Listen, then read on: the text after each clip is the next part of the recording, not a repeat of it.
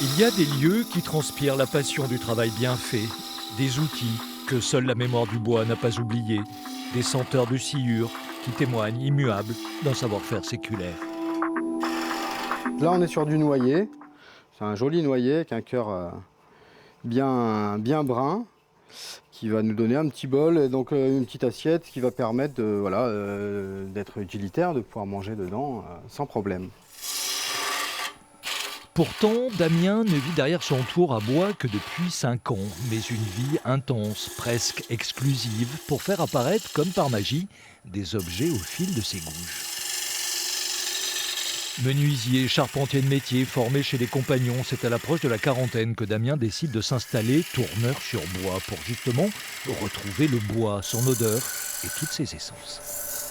On nous apprend donc à travailler avec certains outils, avec certaines techniques, et on finit par poser de la fenêtre en PVC. En l'occurrence, ce n'était pas mon souhait premier, et voilà pourquoi je me suis remis au tournage sur bois. Pour aussi retrouver un coup d'outil sûr et engagé.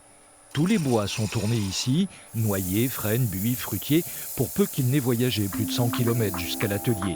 Tous les objets prennent forme ici aussi, art de la table, objets de décoration, du quotidien, jouets. La créativité de Damien est féconde et originale, jusqu'à son fameux bocal. J'avais cette idée de mélange des matières, du recyclage, puis de faire quelque chose qui soit pratique, qui soit joli. Le bois, ça conserve très très bien.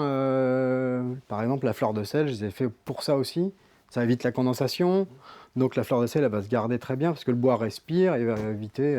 voilà, ça va bien se conserver. Donc, je trouve que c'est un joli produit sur une table. Aujourd'hui, Damien vit plutôt bien de la vente de son artisanat, que l'on peut découvrir dans une boutique de créateurs en ville, et surtout jusqu'au 2 janvier au marché de Noël, Cours des Dames.